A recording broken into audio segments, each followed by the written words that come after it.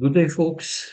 This is tutorial 17, and I will be modeling a plane frame structure with an internal hinge in the 3D Experiences platform and use its finite element solver to model the problem and solve. Now, uh, I took an example. This example came from the channel of the YouTuber below, and he does a hand calculation to show that the reaction forces at this statically determined frame structure are given by these numbers. So our assessment of whether we're doing it right or not in 3D experience is to compare the reaction forces uh, at the supports. Okay. Now, there are many different ways of doing this problem. In fact, this playlist, which is called Elementary Structure Analysis Problem in 3D Experience or Solved with 3D Experience, uh, there are different videos that show you how to solve a problem using many different strategies.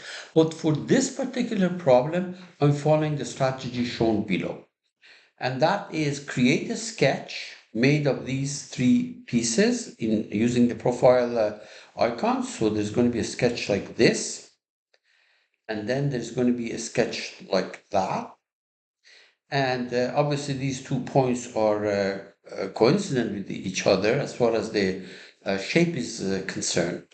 But because I want to be able to mesh this thing, I join this sketch one and I join the sketch two. Okay. However, when it comes to meshing this joined left-hand side,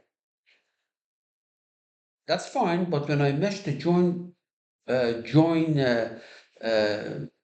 sketch on the right side, make sure this checkbox is off, because if you mesh this and then you mesh the right hand side with this checkbox being on, it says that if there are 2 points which are within a certain tolerance of each other, which can be specified, then merge them. Now, I don't want to merge them because there is a hinge up there, okay? So make sure that when you mesh it, at least for the one on the right-hand side, this is off. But to be on the safe side, why don't we take it off, mesh this, mesh that, so there will be duplicate node at the same location. Okay, now, once I do that, then I create a connector uh, in 3D Experience, a connector between this point and that point as the support, and the type of connector is going to be hinge. The other option is to tie this point to that point, but make sure rotational degrees of freedom are not is not checked, so it releases rotation. But this is not what I'm going to be doing. I will use a connector, and the type of connector is the hinge. Now, just be careful. When it comes to creating this connector, we have to create the supports. If you select the end of this L-shaped region on the left and the end of the right, the L-shaped region on the right side, if you select as the support these two vertices, it's going to be fine. But if you select this edge as one support and this edge as the other support, you notice that the hinge will not be developed and it's going to separate from each other. You can see that. So use end and end. Now, as I recall, if you're using tire, which I'm not using it, it doesn't matter, but here it does. Now, the other thing is that when you try to apply a load at this point, a concentrated force here and a concentrated force there, it will take it. But when you run it, it comes back and says the support is unknown, etc. So what you need to do is create for example, a manual group for this node and create a manual group for that node. And when it comes to applying the forces, you apply it to the manual group, not to these individual points that will not work. Now you can try it yourself, apply it to these points and say that it bombs out. then come back and do it the way I'm doing it for you in the video by creating a group here and a group there, and then use those groups as the support of the structure. Okay, so let's go ahead and do that. Here's 3D experience. Because I'm going to be using join, I might as well start with generative shape design. Because if you're going to join, you have to go back there anyways. So on that vertical plane, I will sketch. Okay, so I'll sketch using the profile right here, from there to there to there and to there. Now I'm going to dimension these things.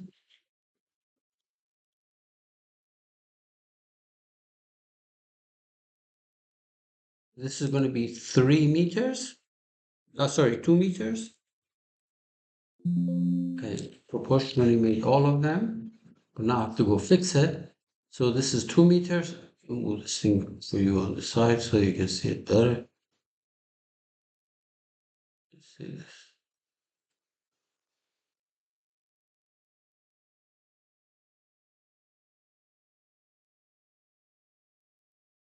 There. Okay, so 2 meters here.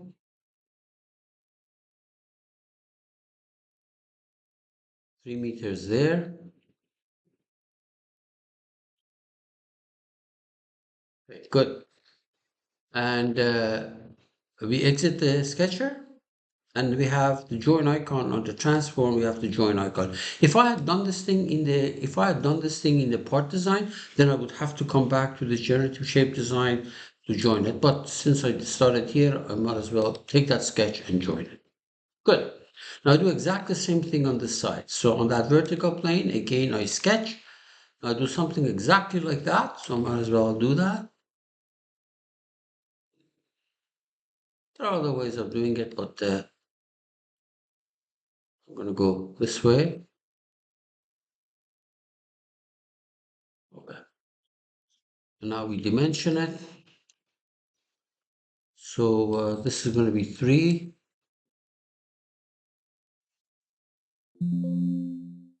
Okay, this is going to be 2. And this is going to be 2. All right. So now I'm going to take this thing and put it there. So this point, control that point. Either you make this thing 0 or you can make this thing 0. There. All right. Exit. Now we're going to apply material property to this. It doesn't matter what it is. So I'm just going to use the properties of steel, Young's modulus of say 210 GPa and Poisson ratio 0.3. So let me go ahead and make that material. I already have that information, but I'll make it again. Okay, so I'll call it steel, a plain frame. Okay, so we create the name and then I'm going to apply it right there. Steel plain frame, not frame. Okay, and then we're going to close this, close that, and we're going to input the properties. Should be frame. Okay, so under structures, abacus multiphysics, mechanical, elasticity, elastic, 210 GPa. We for generating the reaction forces and things like that, we don't need this, but because it's a statically determined structure, and Poisson ratio 0.3.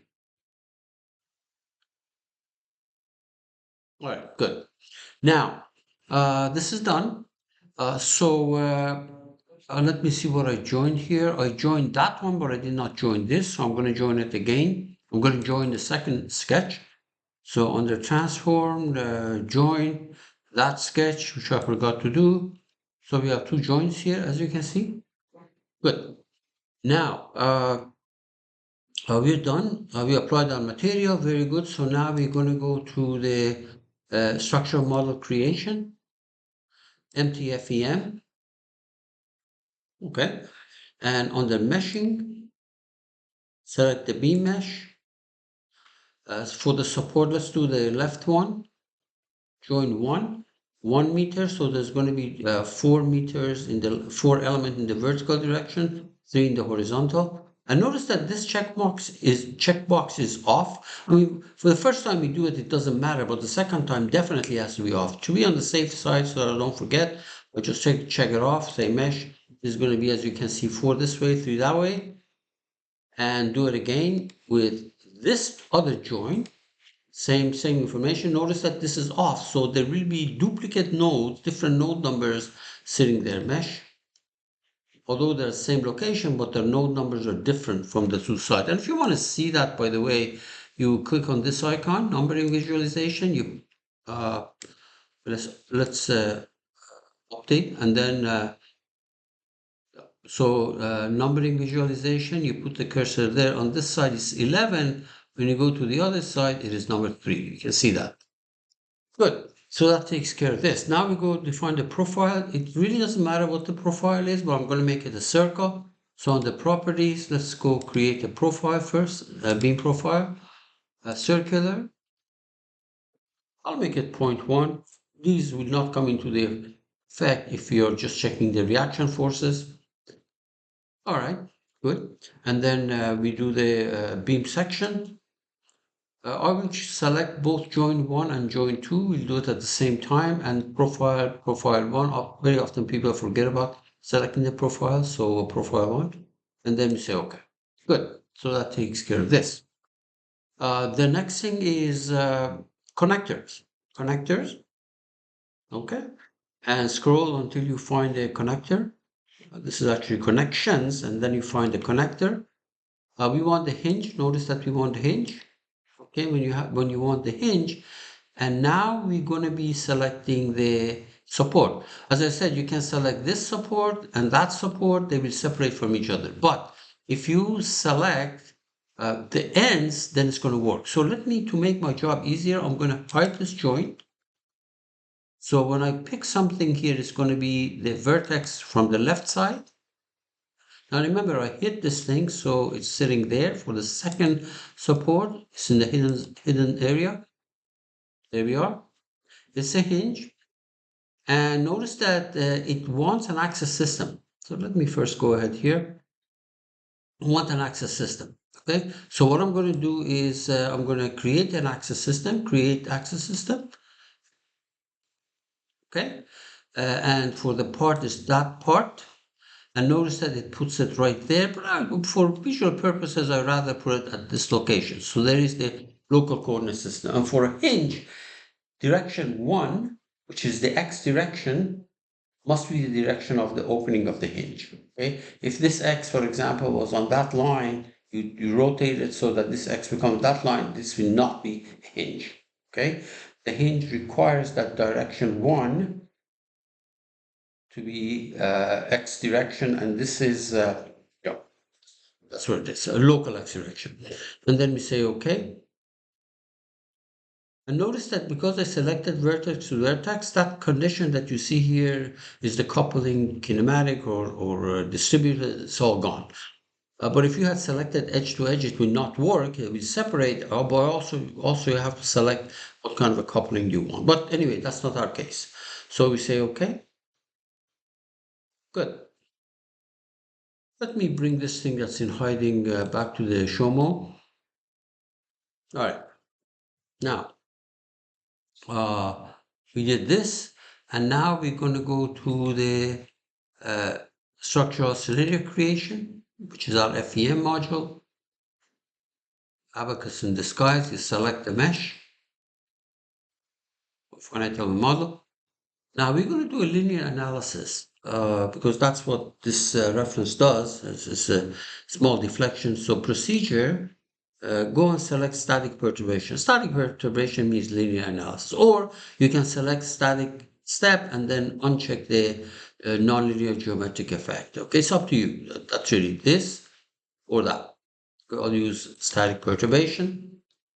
Okay, so let's go and apply our boundary conditions. You know what? One thing I forgot to do is to create those groups.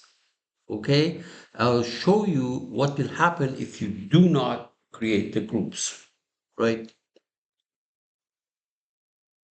here. Okay, I didn't do that. I will have to go back and do and show you what kind of error message you get. All right, first of all, as far as the boundary condition goes, uh, that bottom point is a pin.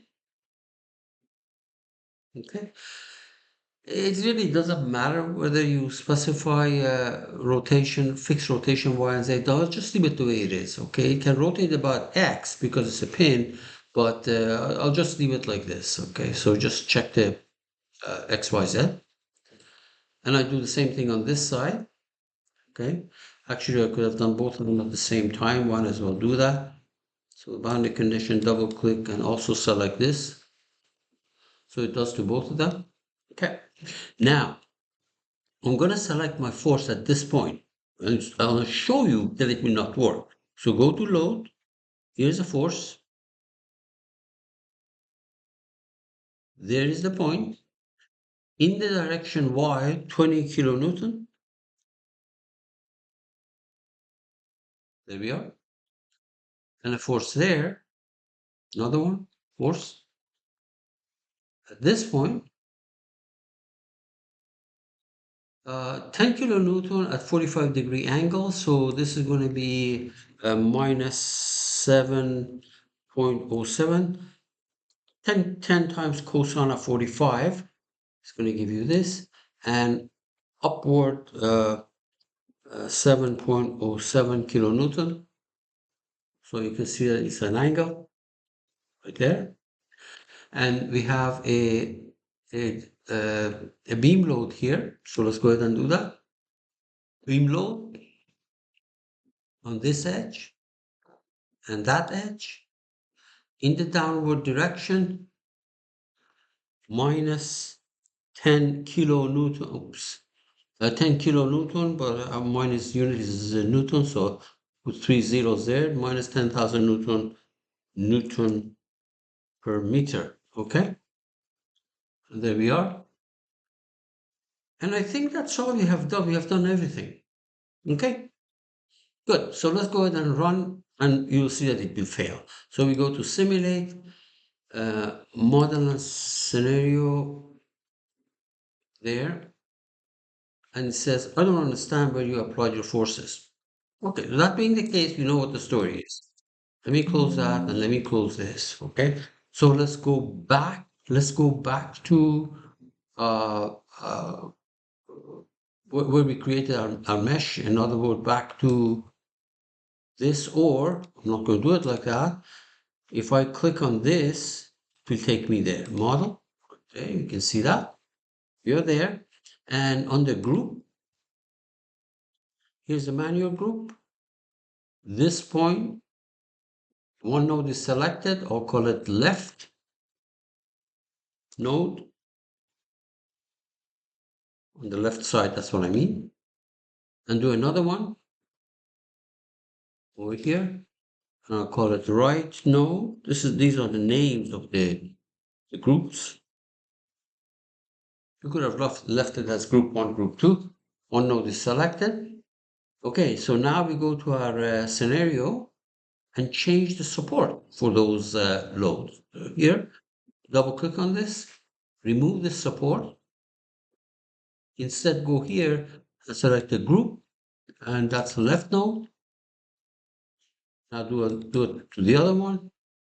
Remove the support, use groups, and it's going to be right node. You can see that there. And lo and behold, everything is good. Let's run it. No problem there. Simulate.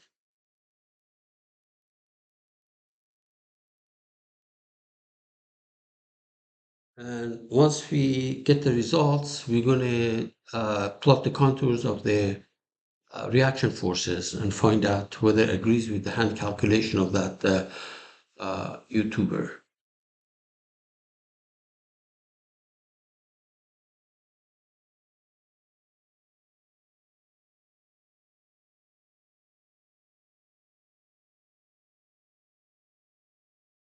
Okay, the deformation looks good. Let me put the thing from the front. You can see that. But now we want to plot the deformation, so the reaction forces. Double click on this. You can either double click on that, close, or you can plot on the contour, on the plot. See that? It's up to you. Contour plot, or you can double click on that and change it basically. So I'm going to change this thing to reaction force template, and we're going to do reaction force in the direction, for example, Z. Okay, magnitude direction Z is direction 3, and let's check. So for example, this thing out of the way, let me close that. Now, if you put the cursor down here, you say 25.7, that's in the Z direction. And if you look at this, 25.7 in the vertical direction, put the cursor here, it's at 27.2, there is your 27.2. And if you change this component to, instead of direction 3, direction 2, we get the, let's check that. Here is 1.98 to the left, 1.98 to the left, and 10.95, let's see now, 10 point also to the left. There is a 10.95 to the left. Now, just to convince you that the choice of that connector is important. So if we go to behavior, no, not here, sorry, a connector, where are the connectors? Oh, engineering connections, double click on that. Because I want to change these. Okay, so let me remove this, and remove that. Second one, remove that. So for the first one, I want to select that line. This line is in hiding, so let me go select it. This is one. And for the second one, select the other line. Good. And notice, by the way, here, when I do the line, you have the option of distributed or kinematic. It really doesn't matter. It'll give you the same answer here. Let's go back here and now run it. So go to scenario and run it and watch that it will actually separate. So there is no hinge. There was a hinge with the other one in the middle. You saw that, okay? The angle was kind of different, so that's what the hinge means. But this one, they will separate.